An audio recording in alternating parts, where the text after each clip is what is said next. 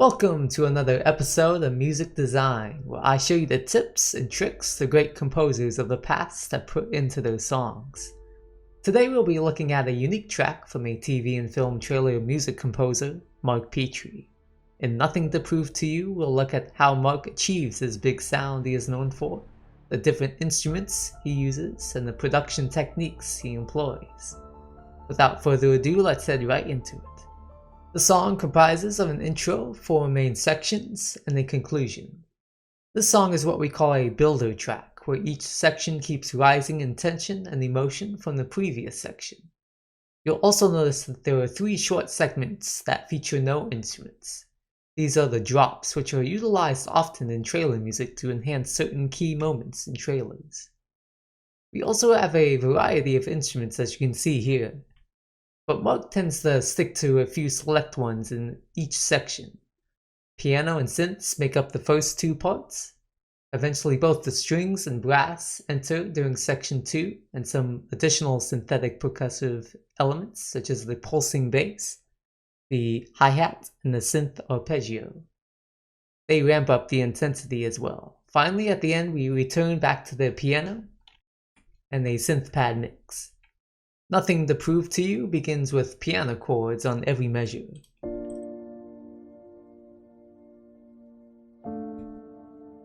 What's interesting here is that these chords will be later expanded in the following sections. This is a common technique of laying the melody groundwork in a solo instrument such as the piano in order for the listener to appreciate that theme later on in the piece. So what are some of the ways that Mark Petrie creates such a moody vibe here? Notice how he adds the percussive hits at the beginning of each chord.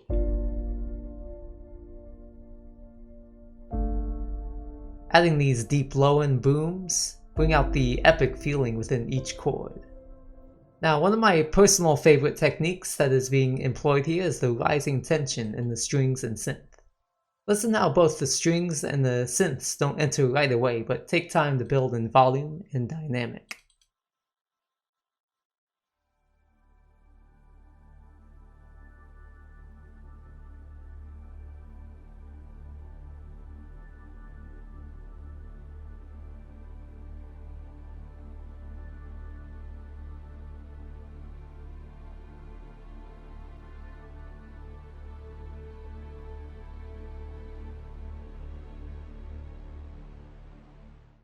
Here's the intro played by itself.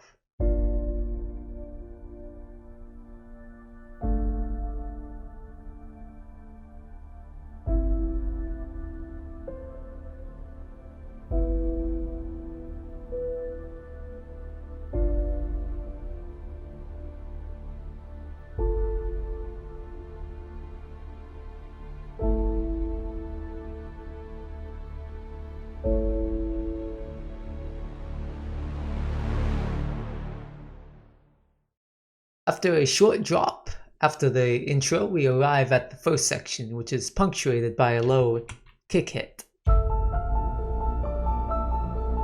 let's take a look at the piano first. This melody here will later be applied in section 3 in the horns and brass in a triumphant way. Here, however, it's presented in an almost mysterious way.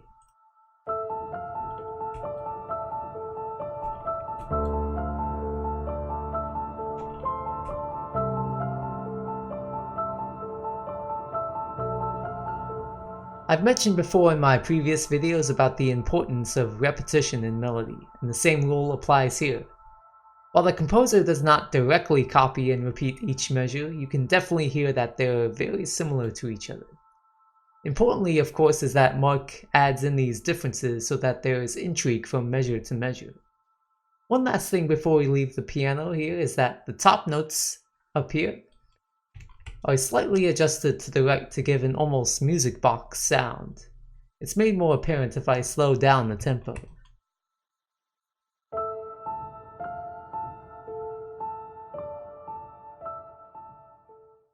For the low end, the synth pad continues playing in octaves like the previous section. It's a bit more highlighted in volume though.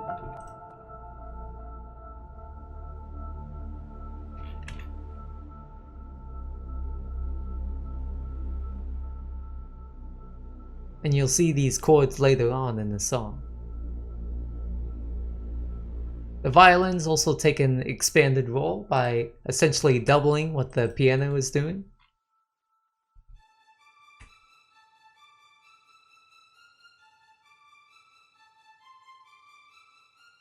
And lastly, in the transition to section 2, we have this cool sound effect in the synth that arrives sporadically in the piece. I've adjusted both the panning and the volume, so it'll zoom across this stereo spectrum.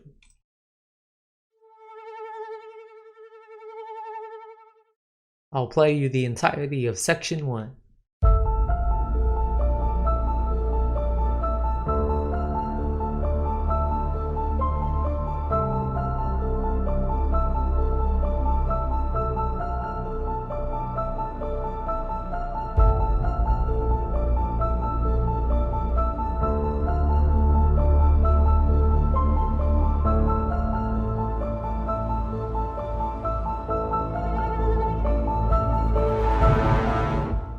Now in section 2, let's start in the low end and work our way up.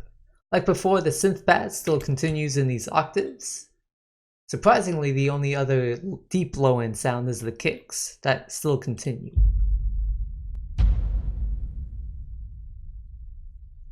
On the percussive side, we have a big booming timpani, and then some percussive hits. How do we get such a big sound out of these hits? First, I tried to imagine someone just whacking a percussive instrument as hard as they can. With that sound in mind, I adjust the velocity to be near the highest it can be, but even this is not enough. So I bring in a compressor. I use FL Studio's Soundgoodizer, and this is what it sounds like with it, and without it. I also use a little EQ to boost the low end. We're still not done though, as since I use the plugin Damage for my percussive hits, it has a feature called Punish. I crank this up about halfway to really give me that loud sound. Let's move on to the hi-hats. Now this instrument acts as sort of a timekeeper and the high-end sound that keeps the song rhythmically moving. I simply just use any plain hi-hat sound along with some volume automation so it doesn't get stale throughout the song.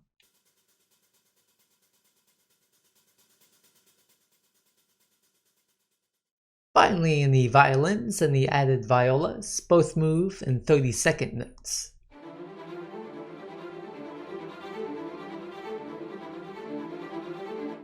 It's interesting how the strings keep getting faster and faster as we move along in time.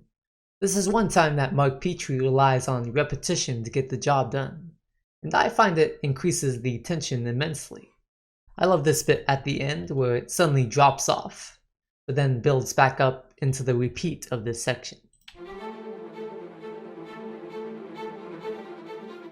At the final part of this section, the French horns, which will be taking the lead in the following part, enter in here.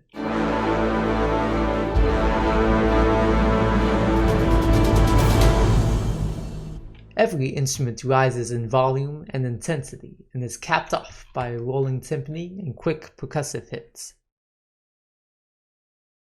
And also a rising cymbal as well.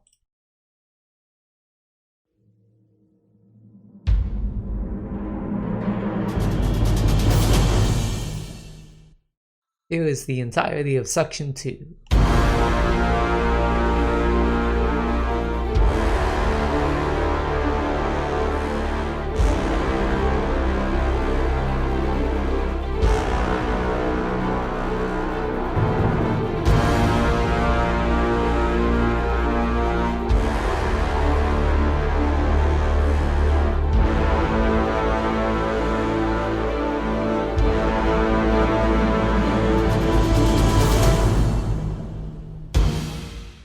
In this brief transition part, Mark combines both brass and synth together to crescendo us into section 3. Here's just the low synth pad. And here's the brass. Alright, for section 3, let's start from the top down. The synth pads become even more larger by adding in another octave. They still continue the same pattern as before.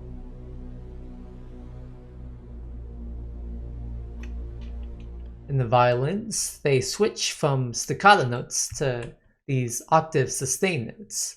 I also doubled them with another string VST to increase the amount of texture within the strings.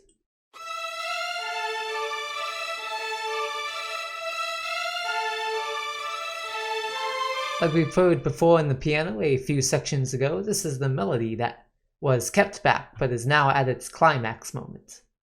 Also, staccato notes in the violins return here.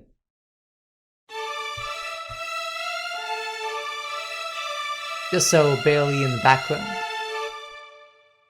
These increase the rhythm of the piece and increase the intensity of the second half of this section.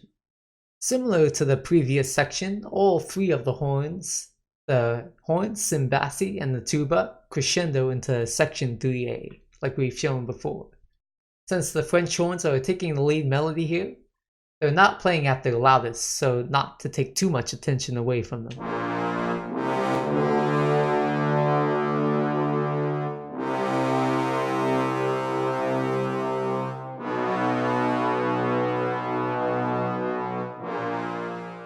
Now, the French horns truly are playing at near their max dynamic level. I've also used two other horn VSTs to double on top of this melody part.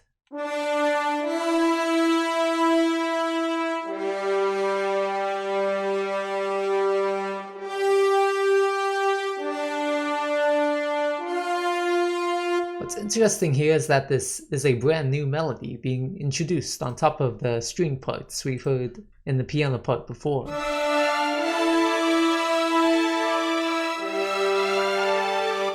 Once again, I reiterate that the dynamics are so important in creating realistic sounding instruments. Take a look at the type of movements I do in this horn part.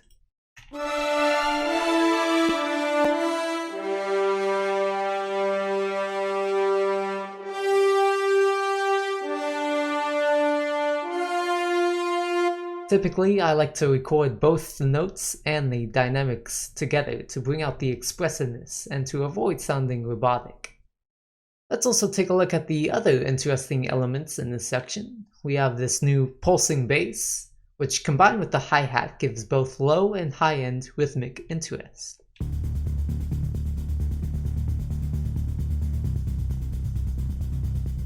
We also see the kicks continuing as before.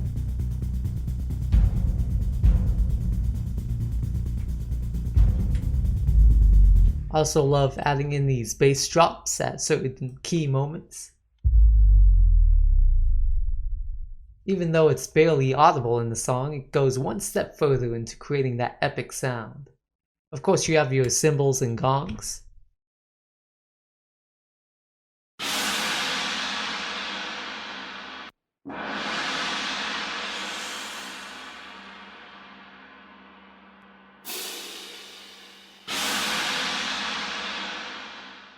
I try not to use the same sounds over and over again, and if I have to, I try to adjust the velocity in some way. One of the highlights in this section is the percussion. Mark creates some interesting fills to cap off each measure, and I'll play a few of them here so you can take note.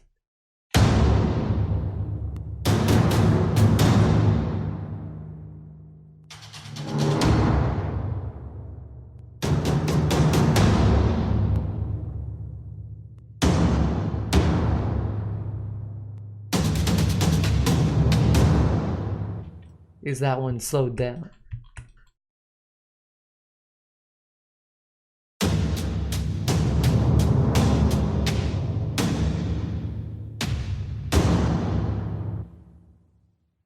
A few more.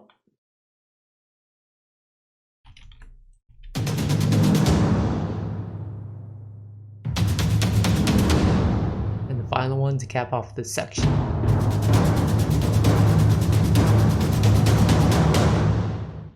Our last instrument, the choir, joins us in the section 3B.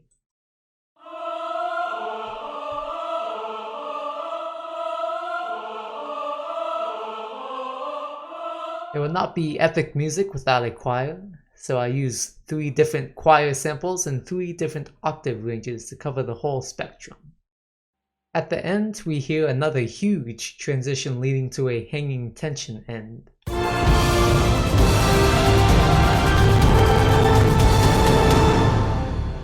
Nearly every instrument here is playing at their full volume and dynamic level, and the space right after gives the listener a chance to digest it all.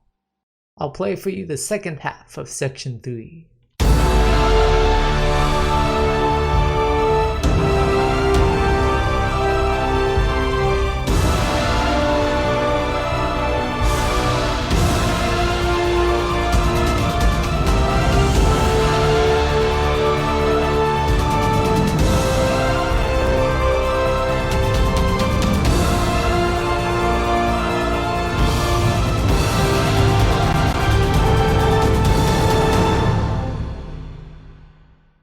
Section 4 is sort of a variation on the theme we've just heard.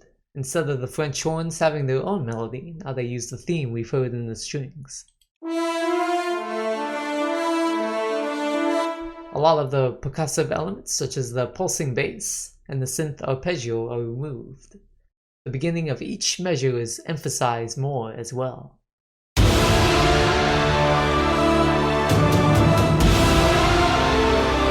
The last transition here is quite similar to section 3's ending, and it includes a riser sound effect.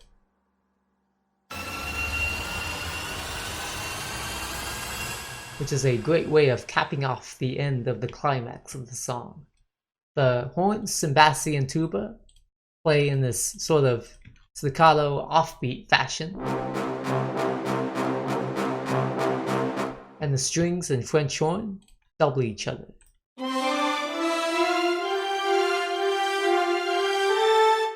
And then end on another hanging tension ending.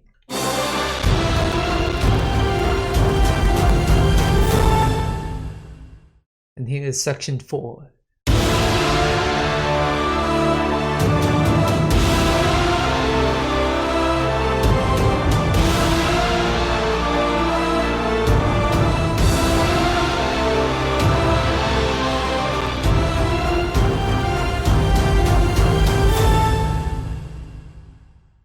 After another bout of silence, which by the way is a perfect edit point for music editors, the piano marks the bookends of the piece by playing the familiar melody one last time.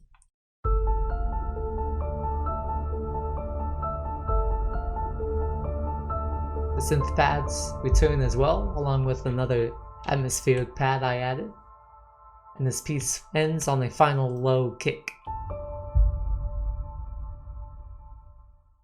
Let's hear the whole piece in action now. Review how Mark Petrie utilizes the techniques we've learned, such as stacking atmospheric pads in a rising volume, using compression and EQ to punctuate the percussive hits, and finally the use of doubling of melody in multiple instruments to create a massive sound. Thank you for watching and enjoy this recreation of Nothing to Prove to You.